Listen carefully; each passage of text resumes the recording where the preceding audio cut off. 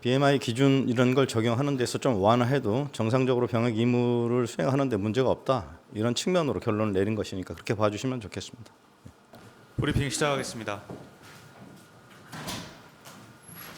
그건 군 검찰에서 지금 수사 또는 재판을 진행하고 있는 것과 관련된 말씀이신 것 같은데 제가 알고 있는 사안은 없습니다. 군 검찰이 한번 확인을 해보겠습니다.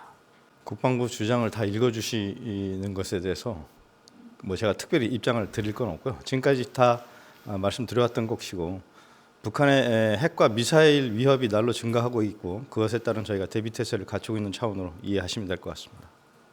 어제 제1야당 대표도 상황이 나빠지면 국민의 삶이나 국가 미래 담보로 자신의 정치적 이익을 추구하는 악습이 많이 발생하는 것 같다면서 특히 휴전선을 중심으로 국지적 충돌을 유도하려고 한다는 걱정이 참으로 많다고 했는데요.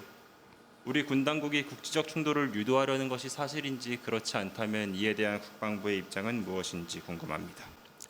글쎄요. 어떤 주장이고 누가 말씀하시는지 잘 모르겠고 그게 또 어떤 맥락에서 말씀하시는지 정확히 잘 이해를 못하겠습니다. 국방부 관련 내용에 대한 입장 없습니다. 네. 조금 전에 그 보도에서 김명수 합참의장님이 지난 8일 사이버 작전 사령부 긴급 방문했다고 하면서 사이버 작전대에 점거하셨다고 하는데 이게 갑자기 이제 왜 방문하셨는지 궁금하고요. 이게 뭐 북한 해킹 정황이 드러나서 그랬다라는 분석이 있는데 좀 구체적으로 어떤 이유 때문에 방문하셔서 지도하셨던 건지 궁금하고요. 두 번째로는 우리 그 군사 정찰 위성 관련하여서 정찰 위성 1, 2, 3, 4, 5기 요거 이외에도 초소형 위성을 더 발사해서 130여 기까지 쏘아 올린다라는 보도가 오늘 있었는데 이 부분이 어떻게 좀 구체적으로 확정이 돼서 좀 이런 정도의 수량이 대체적으로 우리가 쏘아 올릴 것이다라고 결정된 바가 있는 건지 궁금합니다. 먼저 정찰 위성 부분 말씀을 드리면 아시는 것처럼 12월 2일 날 미 반덴버그 공군 기지에서 저희 군 정찰 위성 1호를 쏘아 올렸고 그 이후에 필요한 후속 조치를 4.25 사업에 따라서 진행하고 있습니다.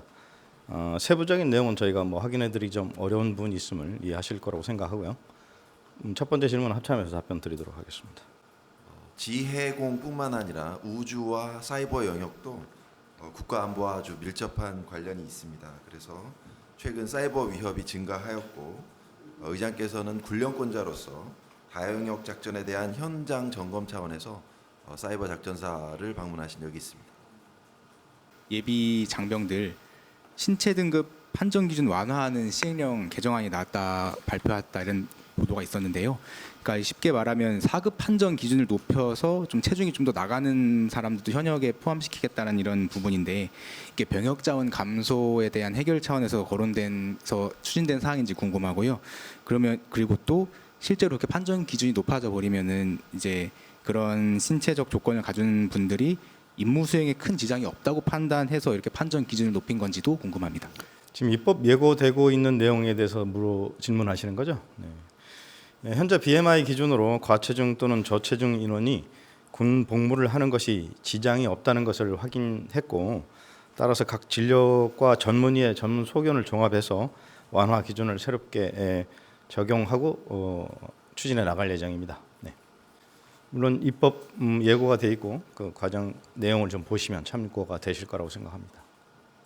그러니까 이렇게 입법 예고된 사항입니다만은 제가 혹시 여쭤봤던 병역 자원 감소 해결에 대한 부분, 그러니까 좀 더 현역병으로 입대하는 사람들을 늘려서 이런 부분을 해결하기 위한 부분도 좀 보관에 있는 건지 궁금합니다. 그런 맥락으로 또 이해하실 수도 있는데요. BMI 기준 이런 걸 적용하는 데서 좀 완화해도 정상적으로 병역 의무를 수행하는 데 문제가 없다. 이런 측면으로 결론을 내린 것이니까 그렇게 봐주시면 좋겠습니다. 네, 브리핑 마치겠습니다.